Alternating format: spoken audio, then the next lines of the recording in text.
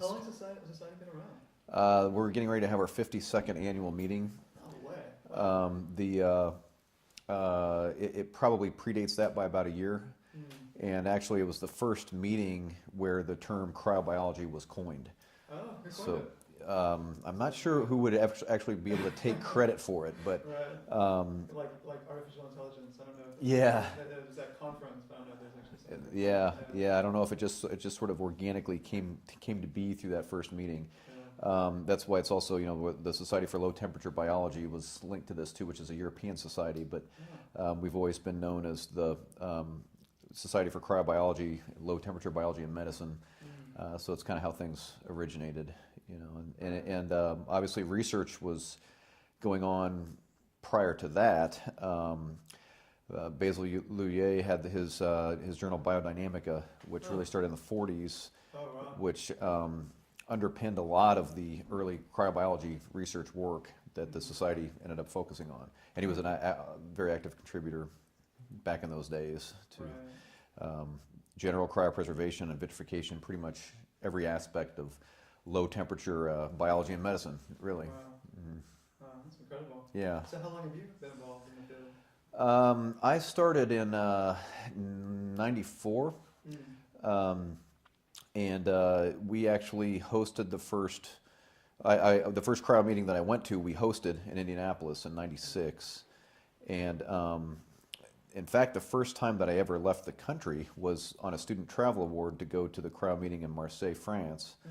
After that was such a tremendous meeting, I think I decided then that I would never leave the society. It's a small group of like-minded, focused people in a kind of a niche area. So it's international, but everybody knows each other. Everybody's aware of what each other's doing, and it's very diverse. It's by its nature, cryobiology is a very applied science. So you end up, whether you want to or not, working with engineers, mathematicians, biologists, physicists. It keeps it exciting. If you're a ADD type of person, this is a good group for you. The other kind of exciting aspect of it is a lot of the principles are system based, so you can apply them to different systems. So if you have, for instance, if you're looking at a method for slow cooling or vitrifying blood cells, you can use principles from that in reproductive cells. But as a consequence, you have to learn about reproductive cells. So for a biologist like me, as my background, it's really fun to be able to move from these different systems and learn about these different cell physiology and systemic kind of approaches. And at the end of the day, you end up with a pretty wide knowledge base, through as a result of studying this discipline. So it's a kind of a unique area. You still have your pinpoint areas of focus. Most of us have one area that we're really, really involved with. But again, all of us by nature are also pretty broadly oriented.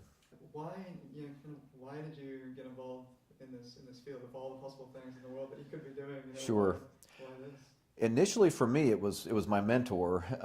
I started as a lab technician in a lab that was studying mostly reproductive cryobiology, but started to get into pancreatic islet isolation and cryopreservation. So as a result, as an undergraduate biologist, you're at that time in the early 90s, you were basically still taught that ice would kill cells, and they didn't go much into cryobiology. So coming out of that, going to a lab that specialized in cryopreservation, my mentor John Kreitzer was telling me things that were contrary to what I had just learned in undergrad and sounded like science fiction. So it was really a good hook to try to do a couple of things that I thought were very interesting. One, studying things that you really can't see. Even since then, there have been major advances in things like ultra high speed photography and cryomicroscopy. But at the time, what we were doing was really more speculative and less measurable. So you would measure surrogates, you would measure cell volumes, you'd look at these different things that were consequences of what was going on in the system, but not necessarily looking at the actual events, which I thought was really cool. And again, the concept that you could take cells, put them away for potentially decades, if not hundreds of years, and get them back was really, really just amazing to me. So I got hooked then, and my dissertation was evaluating freezing those small tissue constructs of the pancreatic islets, which are congregations of multiple cell types, all of which result in glucose homeostasis, principally beta cells producing insulin. But you've got cell-cell interaction in that mix. You've got a small tissue, so it's not like freezing a single cell suspension. It was much more challenging.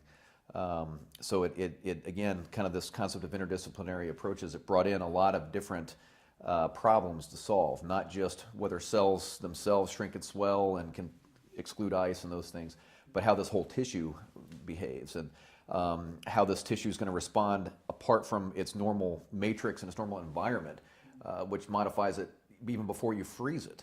All these things, they did two things. They taught me a lot, I learned an awful lot, and they convinced me that maybe islet work was not the easiest area to be in. We went on to focus a little bit more on some of the reproductive cryobiology, and then ultimately some of the cell therapy approaches that we're focused on now. But I've been a practicing cryobiologist since I left undergrad. And there's multiple people like me in the society now. There's a whole crop of students that all went through at the same time, that several of whom are represented here, like Jason, like Gloria, John Baus Jr. There's several of us that kind of went through around the same time and have stayed in the field. What do you think is an interesting and maybe even exciting time for this field right now? Yeah, it is a very exciting time for this field right now. The rapid increase in, from my perspective, the rapid increase in cell therapy clinical trials leading towards an ultimate manufactured cell therapy product make us extremely relevant. So it's not just sperm banking. There's lots of advances on the female reproductive side that are making it very exciting, but there's potential for some very large scale applied uses of cryobiology in these cell products. So you've got various immune cell products being developed. You've got regenerative cell products being developed. These are things that are going to be designed to be distributed globally to millions of patients. So it's now very important to understand how to give those things shelf life. That combined with some of the new understanding of some of the molecular biology are making some really novel approaches potentially feasible. So I think we're at a point where we can see the needle move. We've been doing a lot of iteration. At this point, I think we're getting closer to seeing another paradigm shift, that kind of like what we saw in those early days when they discovered cryoprotection in the first place. This could all lead towards the goal of this conference, which is potentially preserving whole organs. That's been a significant challenge, just based on the general heterogeneity of an organ structure. You've got multiple tissues, you've got multiple cell types within those tissues, you have diffusion issues, you have vasculature, you've got mechanical and physiological potential damaging points. So it's the most challenging thing for us to look at as scientists, but because of the advancement with some of the tools and the understanding of what's going on, combined with that early biophysical knowledge and chemical knowledge, I think we're at the point where we can start to see some of these things become real. Wow. What would you say is like a unifying direction or elements of a shared direction, shared vision for where this field could go and the impact that it could have, on most people's lives, on society in general? Sure. Well, the general trajectory of the field from the viewpoint of the Society for Cryobiology is really to disseminate knowledge of low temperature biology. So we're very basic science focused. The fundamental appreciation and study of phenomena associated with low temperature is the unifying thread. Whether you're working in aquaculture, reproductive biology, physical chemistry, ice propagation, all these things, even anhydrobiosis, drying. A lot of these same mechanisms kind of tie everything together, and there are so many aspects that are basic science questions That's really the focus of the Society for Cryobiology. In general, as an applied field, I think what's linking everybody together is to see these scientific underpinnings translate into technologies, to see your work actually translate into things that are practical and useful. Is it's a motivating factor in the field, and what draws a lot of people to it. You can get your science fix, but also see your work applied. So it's potentially a very unique area in that respect. Yeah, absolutely. So maybe a very basic question. What, in your words, in your mind, what is organ cryopreservation, just in general? That's a very loaded question. Yeah, I know. I think I would say that organ preservation. And also, how would you distinguish between organ preservation and banking, if you would? Sure. Yeah, what are those two? The differences Yeah, between them? sure. Yeah. Well, you can arbitrarily put dividing lines in multiple phases of this. The way I view it is sort of a three-step process when you're dealing with organs. You have the initial recovery of the organ and how you're dealing with that. You have a potential banking component, which could also be a shorter-term preservation component, and then you have the reintegration component. So when you're transplanting it back into the recipient, the concept of preservation is important at a fundamental level. If you're going to harvest an organ in one place and deliver it to a body somewhere else, preservation is absolutely paramount. It's unhookable from that process. This can be accomplished through, as we've seen here, just static hypothermia. It can be accomplished through active perfusion. But for some period of time, that organ has to be literally preserved while it's being moved around. Now, when you talk about banking, we're talking about really giving shelf life to this system. So you would be harvesting organs or manufacturing organs and putting them into a state where they could be suspended for not just days, but potentially years or, again, decades, depending on the temperature, and then utilized. So on the one case, what you're doing is facilitating the immediate use of organs, and the other case, you're trying to meet the need of the shortage by banking organs in a way where you could get them where they need to be and keep them in a state where they can be readily used, almost as an off-the-shelf type of scenario would be the end goal. So, very linked things, but preservation and banking it can be thought of differently. I think, unfortunately, from the perspective of a layperson, you see a lot of this on media. You see a lot of things in movies. It looks like you can take an organ, put it in a cooler, and go anywhere and just deliver it. It's going to be fine. That's certainly not the case. And there's sort of a two-factor issue. One is just that that's not the case. The other is that there is a across-the-board shortage of organs available for transplant. Part of the reason for that is just that, in a good way, there's not a lot of donors. But the other part of that involves the fact that donors are typically geographically distinct from the recipients. There's a lot more organs that are potentially available than are now used. By being able to give these organs shelf life, you could bridge that gap. So it's really a profoundly important issue when you get in a situation where you need an organ. The transplant wait lists are very long. If it's a case like kidneys, you can go on dialysis. If it's something else, you might not have those options. Knowing that there are potential donors available that are not accessible is a problem that we need to fix, really. Is that a pretty significant figure? Yeah, it's a large number. It's not the only issue, but it's a large number. Actually, Sebastian knows this better than I do. I'm not sure what the actual. I don't want to say a figure and be wrong, but yeah, it's a large number. So it also depends on the organ. Right, absolutely. So in terms of some of the work that the Society for Cryobiology is involved with, what do you see the work you guys are doing in relation to advancing this vision of organ banking, kind of bringing that forward? Well, multifaceted, really, looking at methods for scaling up small systems to large systems. Vitrification is a good example. Vitrification has been used and applied in very successful ways to very small systems like oocyte banking. The problem has been that vitrification relies on very fast cooling rates and very fast warming rates, and the larger the system, the more challenging that is to achieve.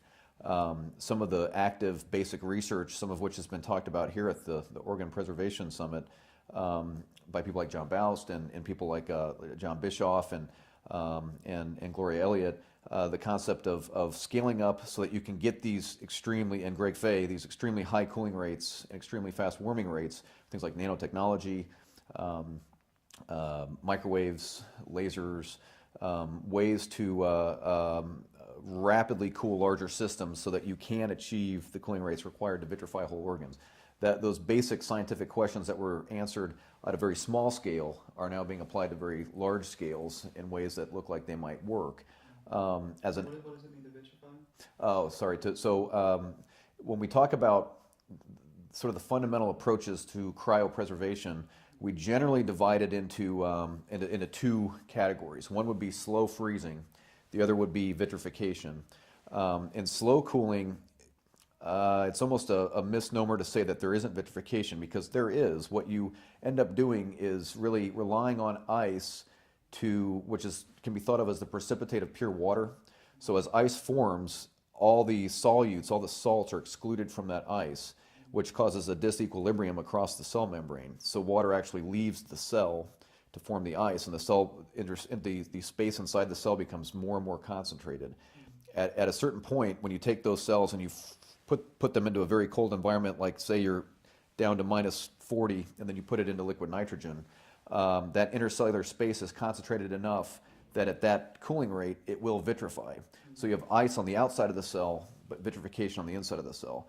And what we mean by vitrification is you've put that solution into a point where water can't line up as a crystalline form. It's either there's not enough water, there's too many other solutes that it's interacting with, or you've cooled so fast there just simply was not time for these molecules to line up and form a crystalline structure. It's a metastable state. It's difficult to achieve, and it's difficult to maintain sometimes. Plus, you have various mechanical stresses that can occur, some of which can be profound and get exacerbated the larger the system is.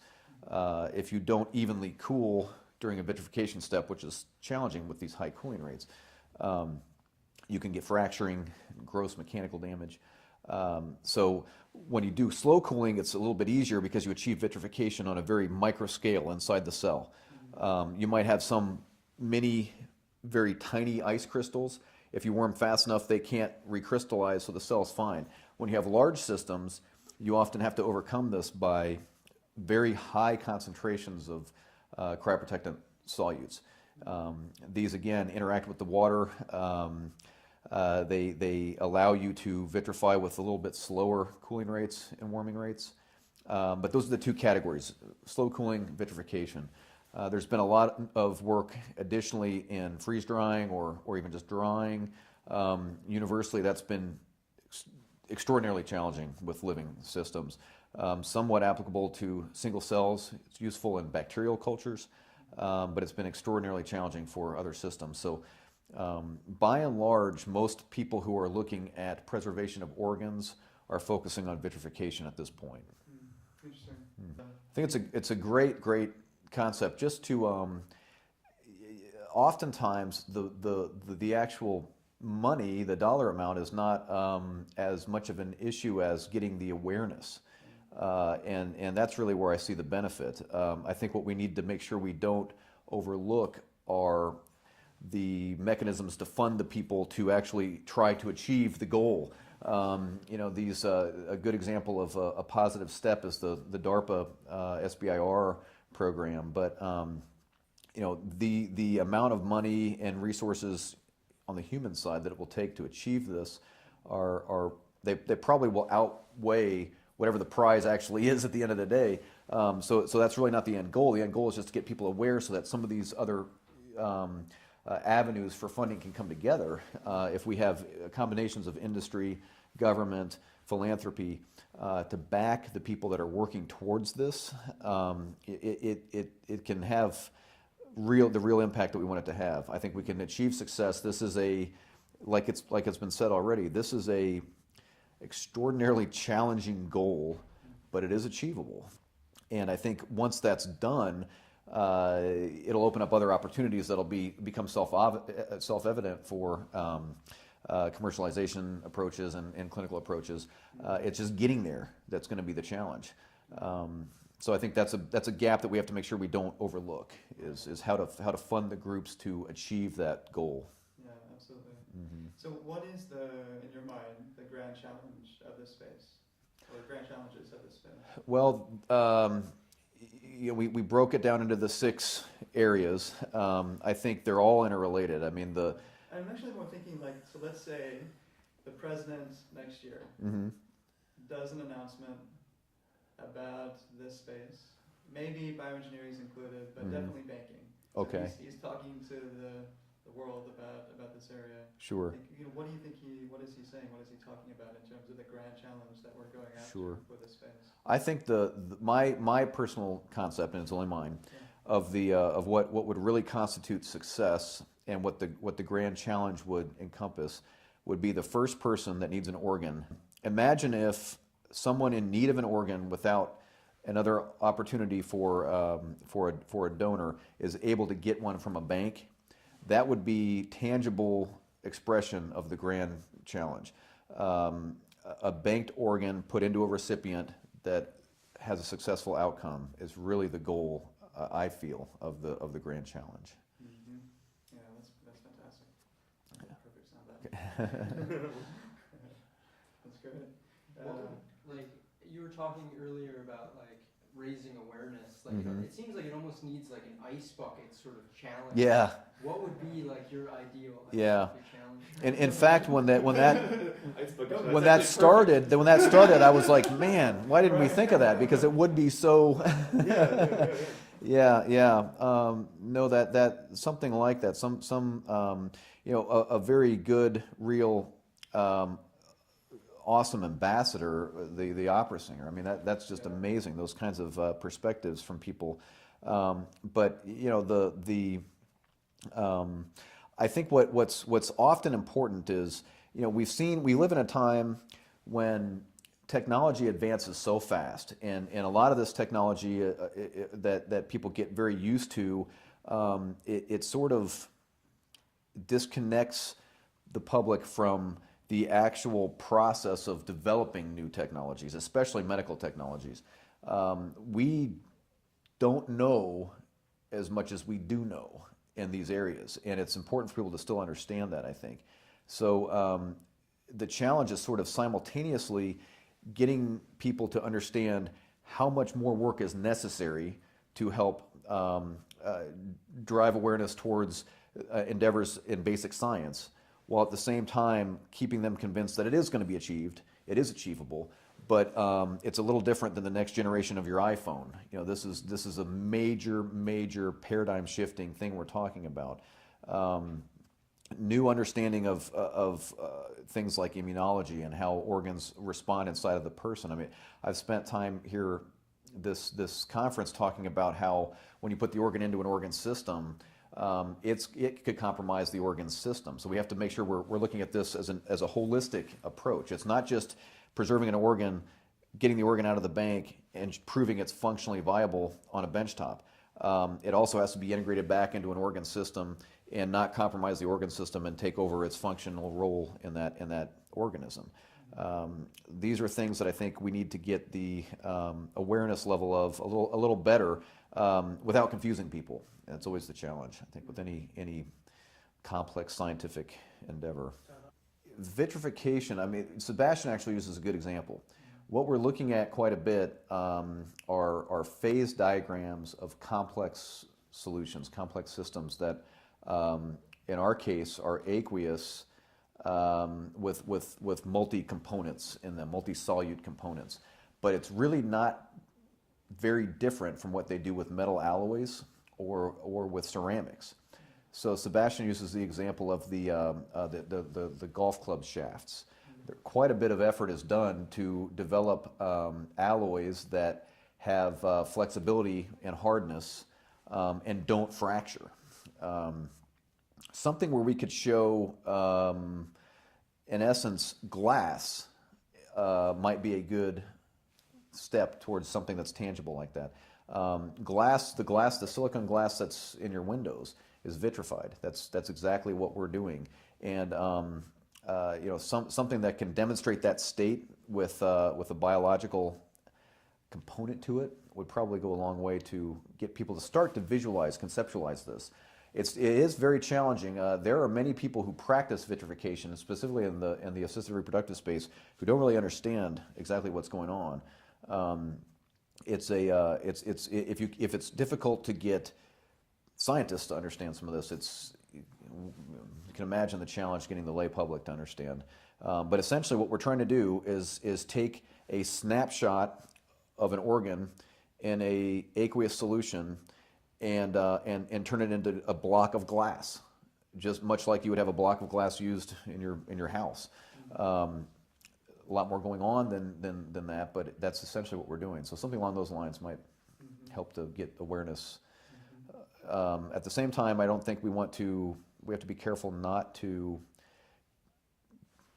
dissuade people from other cryopreservation approaches that work in other systems.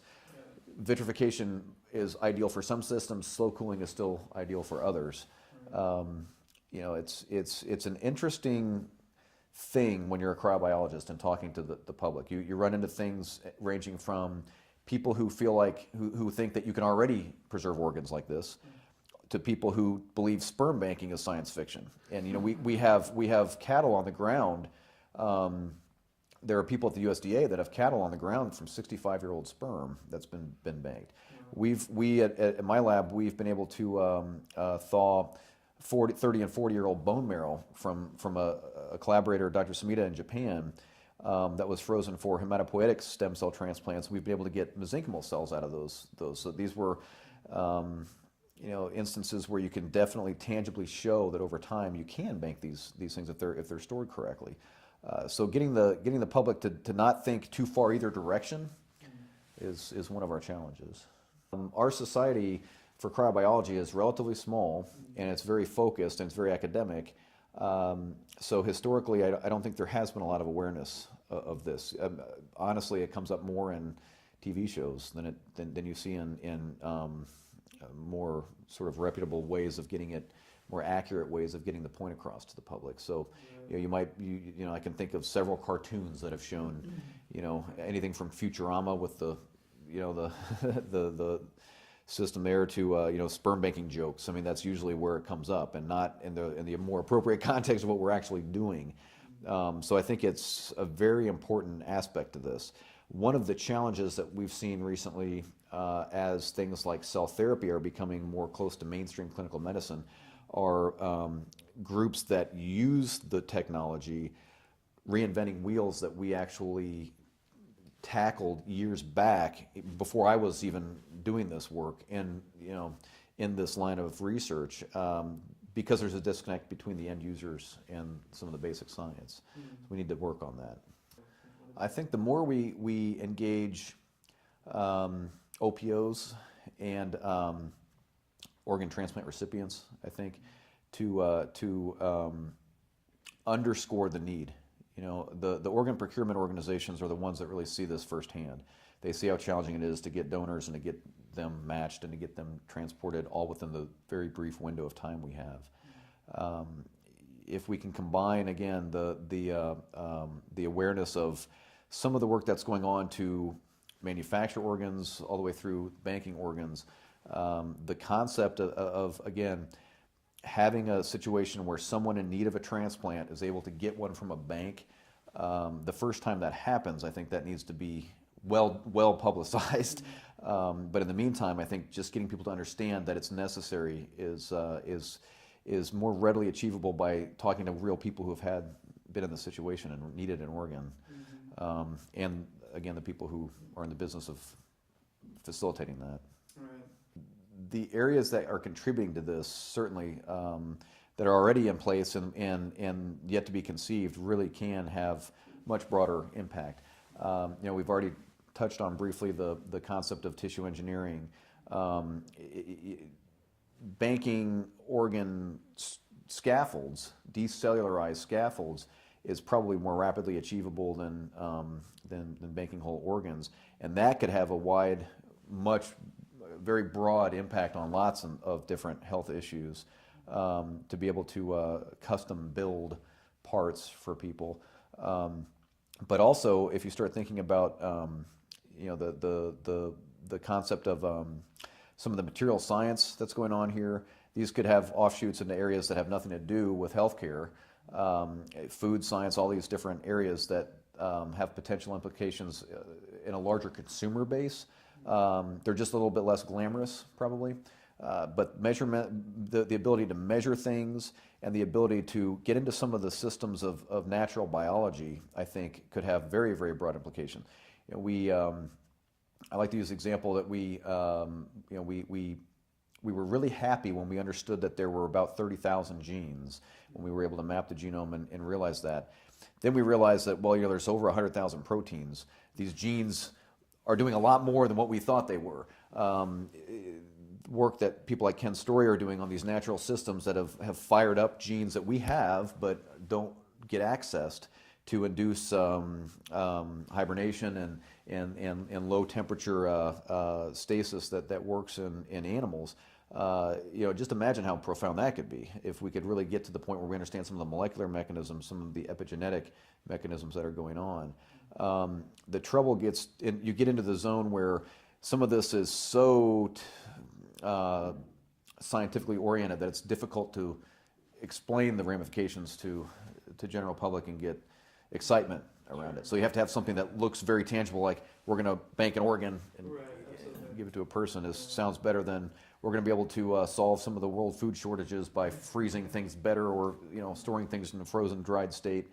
All of these things are important, or like Sebastian likes to say, making golf club shafts. I mean, these things are all maybe more commercial potential than we have ever thought, but not as sexy, I guess, as in the biomedical fields.